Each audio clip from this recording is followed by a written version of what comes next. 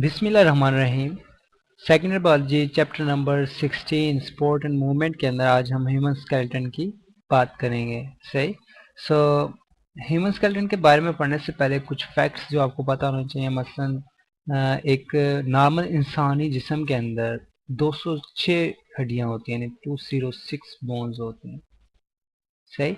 और जब new born यानी जब कोई बच्चा नया पैदा होता है उसके अंदर 260 बोन्स होती हैं, सॉरी 270 बोन्स होती हैं। ठीक है। सो नॉर्मली इंसान के अंदर 206 बोन्स हैं, लेकिन जो न्यू बॉर्न बेबी होता है उसके अंदर 270 बोन्स होती हैं। फिर वो आहिस्ता आहिस्ता फ्यूज होती हैं आपस में, वो जुड़ते जुड़ते 206 बोन्स तक पहुंच जाती हैं। ठीक है। और इसकी जो हाइट होती है ह्यूमन स्केलेटन की हाइट, वो पर्सन जो बंदा है उसकी हाइट तक होती है। मसलन यानी ये कम से कम 1 फुट का भी आपको नजर आएगा। ठीक है। 1 फुट से लेकर ये 6 या 7 फुट तक भी नजर आएगा। सही। तो इसका हाइट कह लेंगे, ह्यूमन हाइट जो है स्केलेटन की वजह से आती है। सही। और बकाया हमारा जो सारा स्पोर्ट है, शेप जो भी है वो स्केलेटन की वजह से होती है। स्पोर्ट स्केलेटन की वजह से है। ठीक है। प्रोटेक्शन प्रोवाइड करते हैं इसके हम वैसे फीचर्स वगैरह सब पढ़ चुके हैं। ठीक है। सो ये बोन से बना होता है और बीच में जॉइंट्स होते हैं और मसल्स अटैच होते हैं, सो ऑन सो ऑन। सो अब हम स्केलेटन के टाइप्स पढ़ लेते हैं। ठीक है। तो ह्यूमन स्केलेटन की 2 टाइप्स हैं। ठीक है। यहाँ पे आपको साइड पे एक और स्केलेटन नजर आ रहा है। सो इसके अंदर 2 शेडेड स्केलेटन है। एक जो सा है वो ब्लू कलर में, इसे एक्सियल स्केलेटन कहा गया। सही। और जबकि दूसरा जो सा है जिसके अंदर आपको लिम्ब्स यानी इसकी बाजू और टांगे, हाथ और पाँव नजर आ रही है, एपेंडिकुलर स्केलेटन है। सही। सो यानी ह्यूमन स्केलेटन को आप 2 में मेजरली डिवाइड कर सकते हो, axial skeleton and appendicular skeleton. आज हमने सिर्फ एक्सियल स्केलेटन को फोकस करना है। तो एक्सियल स्केलेटन के अंदर आपको क्या क्या नजर आ रहा है? सबसे फर्स्ट थिंग इज स्कल। ठीक है। स्कल जिसके अंदर फेस भी शामिल है, सारा स्कल प्लस फेस। इसके अलावा आपको ये रिब्स नजर आ रही हैं। रिब्स यानी जो छाती की हड्डियां होती हैं। और ये वर्टिब्रल कॉलम जो कि ऊपर से नीचे तक जा रहा है। सही। वर्टिब्रल कॉलम कह लें, वर्टिब्रल कॉलम। ठीक है। तो इस तरह एक्सियल स्केलेटन के अंदर कितनी चीजें शामिल हो जाएंगी? One is skull, second one is ribs and third one is vertebral column. सही। तो हम बारी बारी अब इसको स्टडी करेंगे। सही। So starting from skull. Skull जो कि सबसे ऊपर मौजूद होता है। ठीक है। यानी बॉडी का सबसे ऊपर वाला पार्ट है। तो इसके अंदर 2 हिस्से होते हैं, एक है क्रेनियम। ठीक है। और दूसरा है फेस। ठीक है। क्रेनियम, क्रेनियम कह लेंगे जिसके ऊपर बाल होते हैं हमारे से, जो सर का ऊपर वाला हिस्सा होता है। सही। और फेस जो हमारे सामने, जो हमारा फेस यानी चेहरा बनाता है। सो क्रेनियम के अंदर हमें 8 बोन्स मिलती हैं। ठीक है। 8 बोन्स आर इन क्रेनियम। सही। जबकि फेस के अंदर हमें 14 बोन्स मिलती हैं, 14 बोन्स। ठीक है। इन 8 बोन्स में भी जो क्रेनियम की बोन्स हैं उसके अंदर हमें 2 पेयर्ड होंगी। इसमें 2 पेयर्ड से मुराद 2 का जोड़ा होगा और 4 अनपेयर्ड होंगे। सही। यानी ये भी 4 हो जाएंगे और ये भी 4 हो जाएंगे, तो टोटल मिलके 8 बोन्स बन जाएगी। जबकि फेस के अंदर जो से है उसमें 6 पेयर्ड है, 6 आर पेयर्ड, 6 पेयर्ड होती हैं। और यानी 6 दूनी 12 हो जाएंगे ये बोन्स। और पीछे जो सी हैं वो 2 रह जाएंगे, 2 अनपेयर्ड हो जाएंगे। सही। मे भी अभी आपको पेयर और अनपेयर की समझ ना आ रही, तो लेट्स हम इसकी एग्जांपल देते हैं। सो इसमें पहले क्रेनियम अलहदा करते हैं। क्रेनियम में क्या क्या आ रहा है हमारे पास? एथमॉइड से लेकर, यानी एथमॉइड से स्टार्ट होता है ये फ्रंटल, फिर इसके अंदर पैराइटल और ऑक्सीपिटल बोन्स आती हैं। सही। ये एक सारा का सारा क्रेनियम कहलाता है। से इसके अंदर सारा आपका ब्रेन अंदर लोकेट करता है। सही है। ब्रेन यानी दिमाग सारा का सारा इस हिस्से में आता है। और फेशियल बोन्स के अंदर जो है उसमें नेजल, लैक्रिमल, मैक्सिला, मैंडिबल और जैगोमैटिक शामिल होती है। सही। ये सारा क्या कहलाएगा भला? फेशियल बोन्स, ठीक है। सो क्रेनियम के अंदर जो फ्रंटल है ये भी एक होती है, इट इज वन बोन। जो ऑक्सीपिटल है ये भी एक बोन होती है। जो पैराइटल है ये दो बोन होती है, it is multiply by two. सही, ये दो बोन है इसका, यानी एक इस तरफ भी होता है एक दूसरी साइड पे भी होता है, तो दो पेयर होते हैं इसके।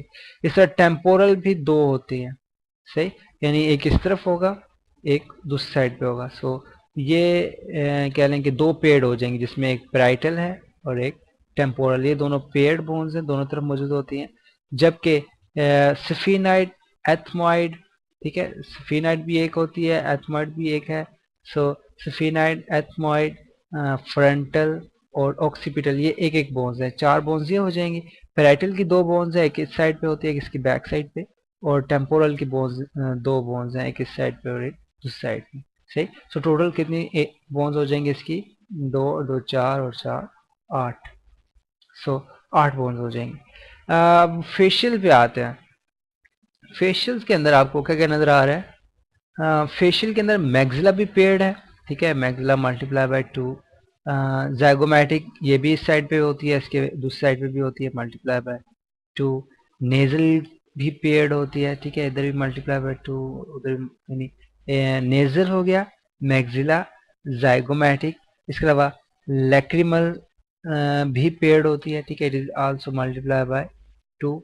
अब इसमें जो मैंडिबल है ना ये अनपेयर्ड है, सही, और मैंडिबल जो side is multiply by one.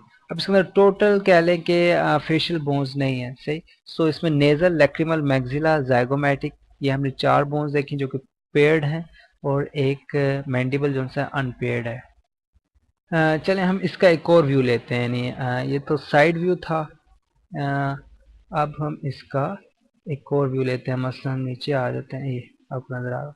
सो इसके अंदर फ्रंटल, ठीक है, फ्रंटल, पैराइटल, जे बोन्स, हम जिनको मैं चलें इस तरह कर देता हूँ।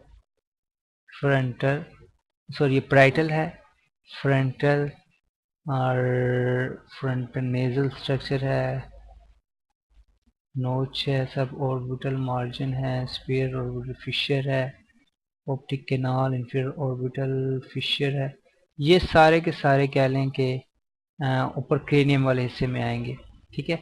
और सॉरी एथमॉइड भी इसमें आएगा, एथमॉइड, सही।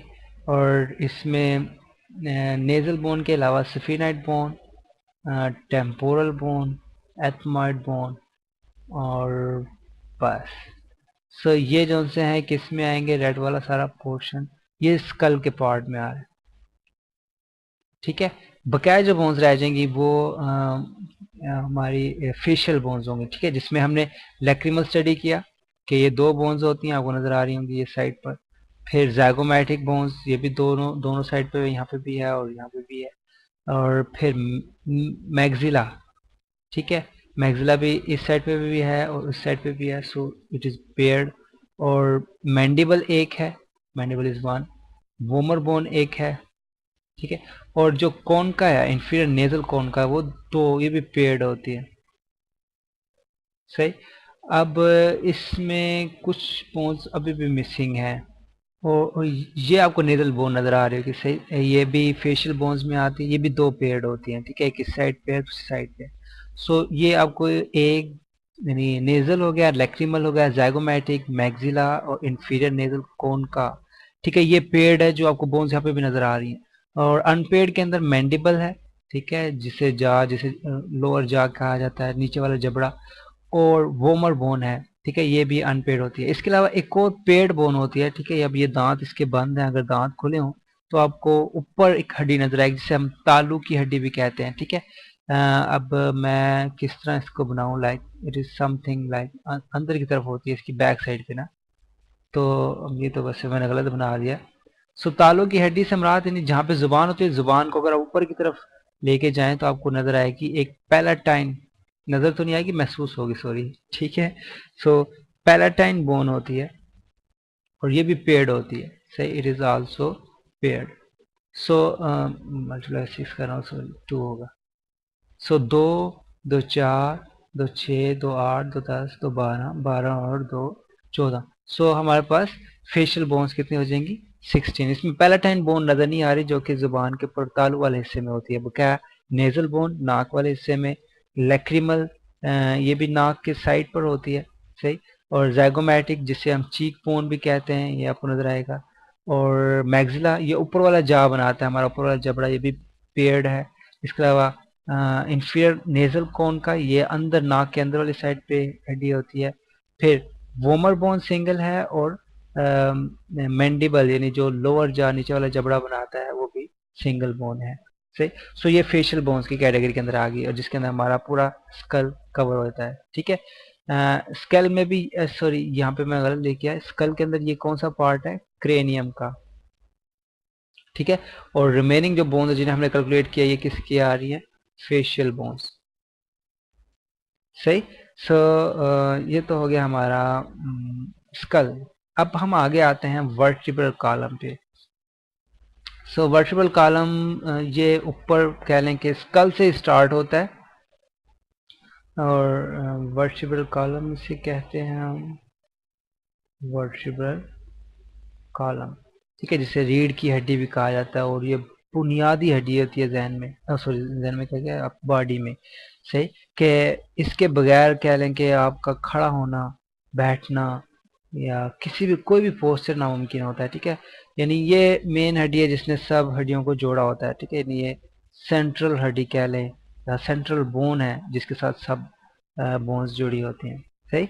सो इसके वर्टिब्रल कॉलम के अंदर यानी ये स्कल से लेकर नीचे टांगों तक आती है, ठीक है। और ये स्ट्रेट नहीं होती बल्कि इसमें कर्व होता है, ठीक है, एस शेप कर्व आपको नजर आ रहा होगा, सही। और इसके अंदर क्या होते हैं? 33 वर्टिब्राए होते हैं, 33 वर्टिब्राए। और ये आपको फिगर में भी नजर आ रहे होंगे, ठीक है। ये छोटे छोटे जो से हिस्से हैं, कहीं पे ये शुरू शुरू में छोट यानी साइज में छोटे हैं, ये फिर आहिस्ता आहिस्ता ये बड़े होते जा रहे हैं, सही। और एंड पे भी आपको ये नजर आएंगे, सही।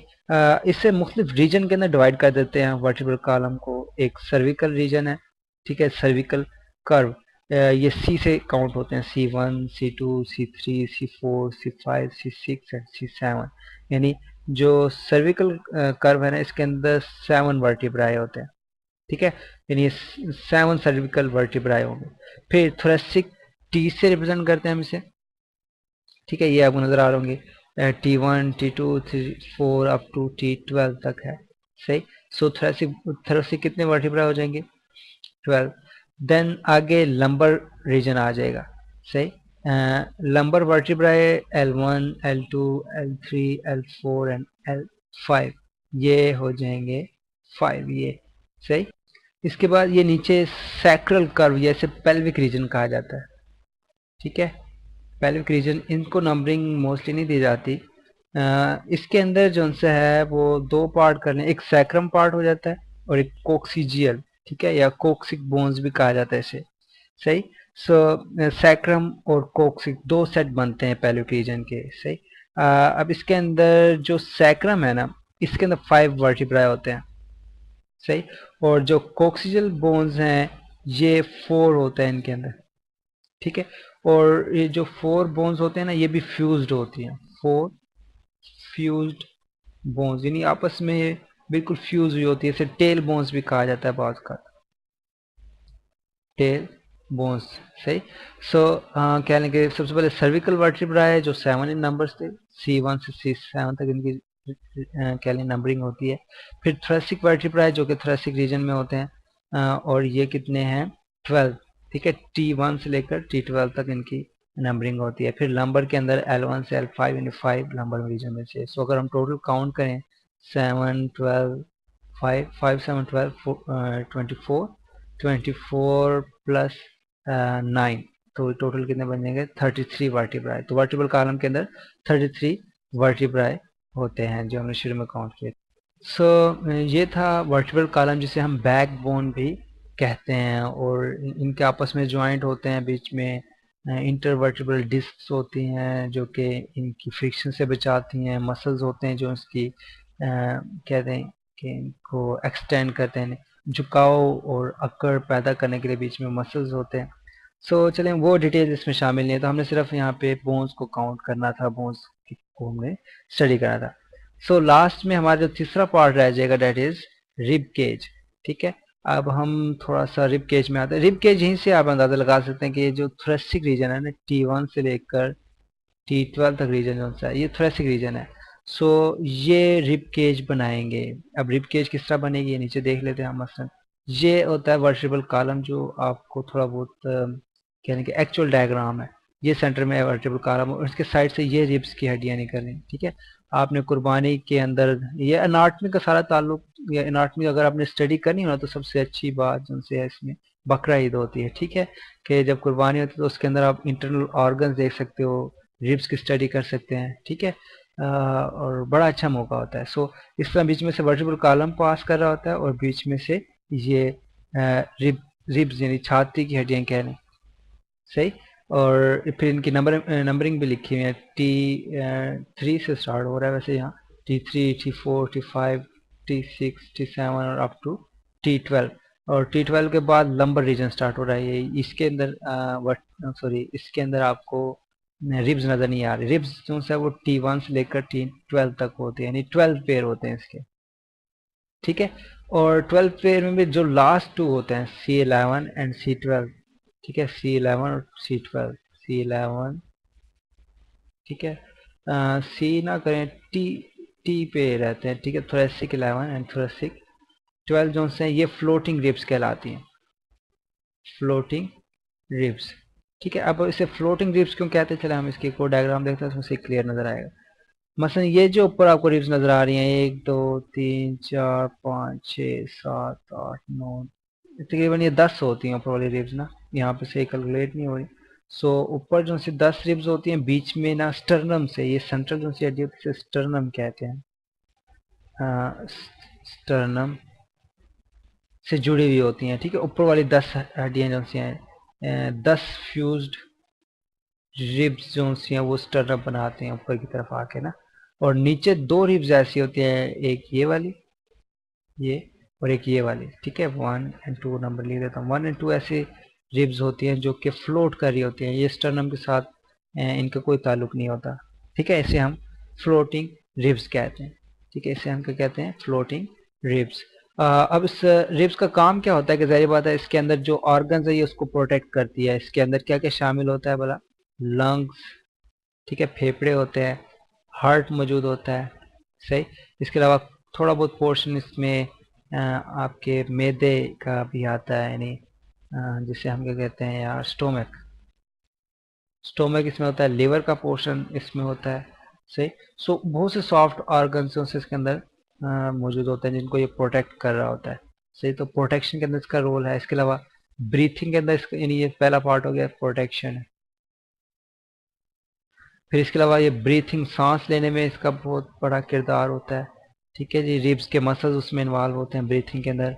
और बॉडी पोस्चर्स के अंदर बॉडी शेप को मेंटेन करेगा, बॉडी शेप भी इससे बिल्डअप होती है, सही।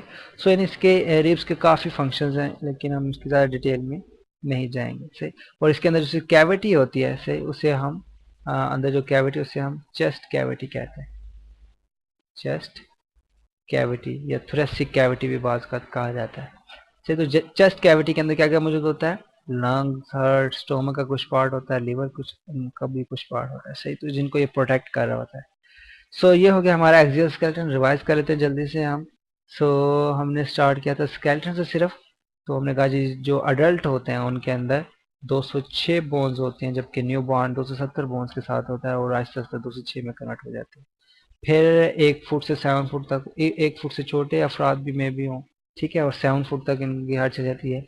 शेप, सपोर्ट प्रोवाइड करता है, प्रोटेक्शन, मूवमेंट में हेल्प करता है, जो जो हमने स्केलेटन के फंक्शन पढ़े थे वो सब परफॉर्म करता है। ठीक है, इनमें ब्लड सेल्स बनेंगे, मिनरल की होम्योस्टेसिस करेगा, जो हम पिछले लेक्चर के अंदर पढ़ चुके हैं, ठीक। फिर हमने कहा जी कि दो किस्म के स्केलेटन के दो पार्ट्स हैं, एक एक्सियल स्केलेटन है, ठीक है, जिसके अंदर स्कल, रिब्स, वर्टिब्रल कॉलम आ रहा है। फिर एक अपेंडिकुलर स्केलेटन है जो हम नेक्स्ट लेक्चर में पढ़ेंगे, जिसके अंदर लिम्स आ जाएंगे, हैंड्स, ठीक है, गर्डल्स आ जाएंगे, फुट आ जाएगा एंड सो ऑन। फिर उसके बाद स्कल है। स्कल का हमने थोड़ा बहुत पहले आइडिया लिया कि लाइक ये दो चीज़ों से बना होगा, इसमें क्रेनियम होगा और एक फेस। क्रेनियम जिसके ऊपर बाल होते हैं, आपके सर के बाल वाला हिस्सा, और फेस जो आपको सामने चेहरा नजर आता है, ठीक है।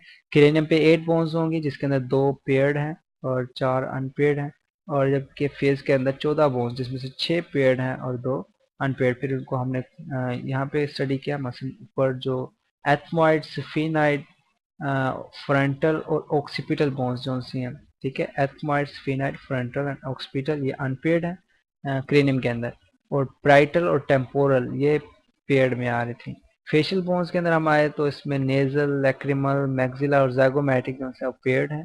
मैंडिबल इसके अंदर अनपेयर्ड है। इसमें टोटल बोन्स कम थी, तो फिर हमने एक और डायग्राम देखी, जिसके अंदर nasal bone, lacrimal, zygomatic, maxilla, vomer bone और पैलेटाइन बोन, ठीक है, ये पेड़ के अंदर आते हैं, ठीक है। 6 पेड़ हो गए। उसके बाद वोमर नहीं है, इंफीरियर नेजल कॉन का ये पेड़ है। वोमर बोन और मैंडिबल जोन है ये अनपेड बोन की कैटेगरी के अंदर आते हैं। फिर वर्टिब्रल कॉलम की बात की हमने। वर्टिब्रल कॉलम में हमने कहा 33 वर्टिब्राए होंगे, जिसके अंदर 7 सर्विकल रीजन यानी गर्दन के हिस्से में। अच्छा, इसके अंदर एक चीज मैं मिस कर गया कि सर्विकल रीजन के अंदर जो ऊपर वाले होते हैं C1 और C2, ये एटलस और एक्सिस कहलाते हैं, ठीक है। और इनकी ये प्रॉपर्टी क्या है कि ये मैक्सिमम रोटेशन शो करते हैं, मैक्सिमम रोटेशन, जिसके ज़रिए से आपकी गर्दन जो है वो यूँ आगे पीछे या ऊपर नीचे बहुत ज़्यादा मूव कर सकती है, सही। सो इनकी मैक्सिमम रोटेशन होती है, सही। और ये बड़े स्पेसिफिक हैं। अच्छा, उसके बाद सर्विकल रीजन के अंदर C1 और C2 हमने कहा जी एटलस है और एक्सिस, सही। इनकी रोटेशन बहुत मैक्सिमम होती है, सही। बकाया की निस्बत, बकाया थोरेसिक रीजन के अंदर 12 वर्टिब्रल कॉलम थे। फिर लंबर के अंदर 5, पेल्विक रीजन के अंदर 9 थे, जिसके अंदर सैक्रम में 5 और कोक्सीजल के अंदर 4 बोन्स, सही। फिर हमने रिब्स पे आ गए, ठीक है। Second part was the ribs, ठीक है। सो रिब्स के अंदर हमने देखा 12 पेयर थे। इसमें T11 एंड T12 जो सा फ्लोटिंग रिब्स का नाम दिया था हमने इसे, ठीक है। क्यों? क्योंकि इसका रीज़न हमने पढ़ा था कि जो T11 और T12 होते हैं, ये स्टर्नम के साथ जाके नहीं फ्यूज होते हैं, ठीक है। यानी बकाया 10 जो सी रिब्स हैं वो ऊपर जाके फ्यूज हो जाती थी स्टर्नम के साथ सामने आकर, जबकि जो नीचे वाली जो सी 2 रिब्स हैं, नहीं ये और ये फ्यूज नहीं होते थे, ठीक है। इस वजह से मैंने 1 और 2 का नाम दिया, हालांकि 11 और 12 है, ठीक है। नहीं, 11 है 12, so 11 this is 12, so 11 12 जो सब फ्लोटिंग रिब्स कहलाया, ठीक है, कहलाएंगी। इसके अलावा इसका फंक्शन देखा तो हमने कहा जी कि ये प्रोटेक्शन में इन्वॉल्व है, लाइक लंग्स, हार्ट, स्टोमक की प्रोटेक्शन होती है यहाँ पे। और फिर ब्रीथिंग के अंदर इसका रोल होता है बहुत ज़्यादा, सांस लेने के अमल में। और इसके बॉडी शेप को ये मेंटेन करता है, सही। सो ये हो गया हमारा आज एक्सल स्केलेटन। अपेंडिकुलर स्केलेटन हम नेक्स्ट लेक्चर के अंदर पढ़ेंगे।